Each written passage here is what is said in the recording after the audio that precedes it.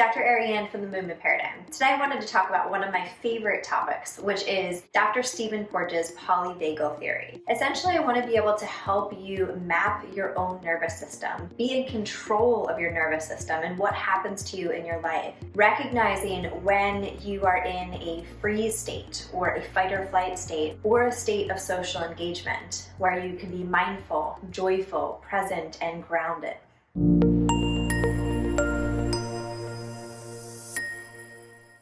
So many of you are already very familiar with fight or flight or rest and digest response. So Dr. Stephen Porges' work really looks at three aspects to the nervous system. So once again, we have a state of social engagement, we have a fight or flight state, and we have a freeze state.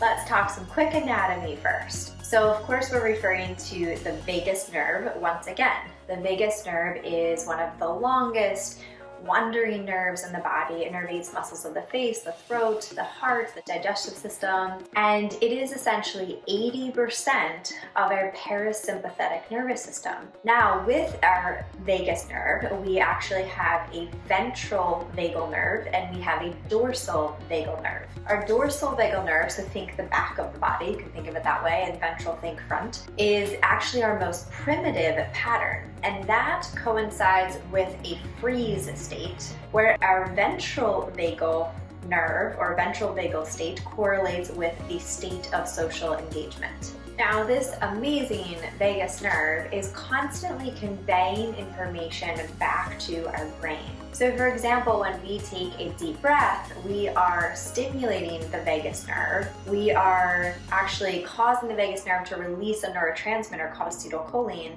to signal back to the brain to create this relaxation response. So everything we do to stimulate the vagus nerve can contribute to this relaxation response, signaling back to the brain, this communication system. Okay, so now let's break down the three states of the nervous system. So 1, we have our state of social engagement, 2, our fight or flight, and 3, our freeze. So let's begin with a state of social engagement. So this essentially means that we are joyful, we're mindful, we're compassionate, we are grounded, we are connected to ourselves and we are connected to the greater world. We are safe. That is one of the key features of this ventral vagal state, is the state of social engagement, that we feel safe. Now, from a physical perspective as it relates to being in this state of social engagement, think this is our ability to rest and recuperate. This is when our immune system functions at its peak. This is when we can release oxytocin, which essentially is important for building relationships and trust, feeling good and happy. So it is essential also for digestion, because when we are in this state of social engagement, that means that all of our blood flow is going exactly where it should. So when we are calm and we are able to eat, we can digest our food properly because the blood is going where it should during the digestive process. Okay, number 2 is our fight or flight state. Of course, this is where everyone is most familiar with, but let's break the fight or flight down just a little bit. So let's talk about the fight aspect of fight or flight. So we are always, as humans, going to start being frustrated. So we're frustrated with what our husband did, or we're frustrated because our kids didn't put the dishes in the dishwasher. Then that frustration turns into irritation. So now you're a little more irritated with it. And then as it continues to escalate, as arousal increases, then you can become angry.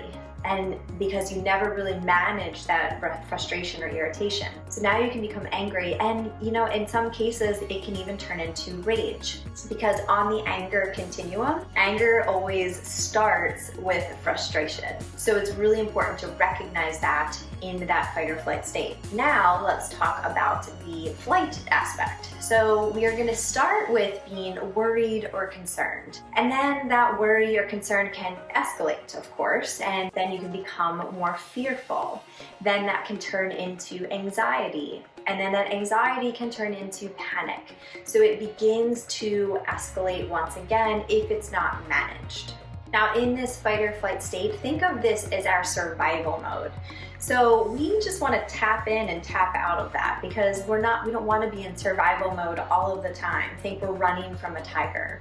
So with that said, from a physical standpoint, our heart rate is going to increase, our blood pressure increases, our immune system goes down, it tanks because we're in this constant stress response. The blood goes away from our digestive system because think we are going to run from the tiger. So we need all that blood in our extremities away from the really important functions that we have to do every day.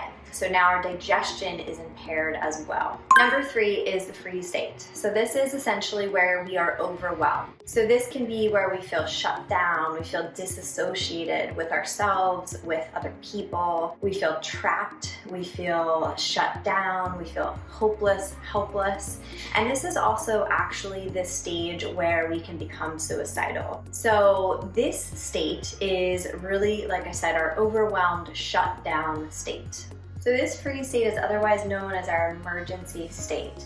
This can increase our pain threshold by increasing endorphins, and it can also increase fuel storage and insulin release as well. It decreases our heart rate and temperature, even our facial expressions, our human connection with other people. Just imagine yourself being completely shut down, pulled away from the world. Okay, so how can you begin to map your own nervous system and be in control of your nervous system? So you're going to take those 3 states that I just spoke about and you're going to make a little list. So the first thing is identify with that state of social engagement with a specific name. So it could be, for example, my happy place. And then the fight or flight could be my stressed state, or the freeze state, for example, could be your overwhelmed state. You want to come up with one specific word that identifies with each of those states so that you can immediately know when you are in each of those states during the day. We are constantly going to move through these states. Every human is going to constantly move through these states throughout the day, the week, the year, etc. However, we don't want to get stuck in these states, so really understanding where you are and what state you're in is going to help you with the next step.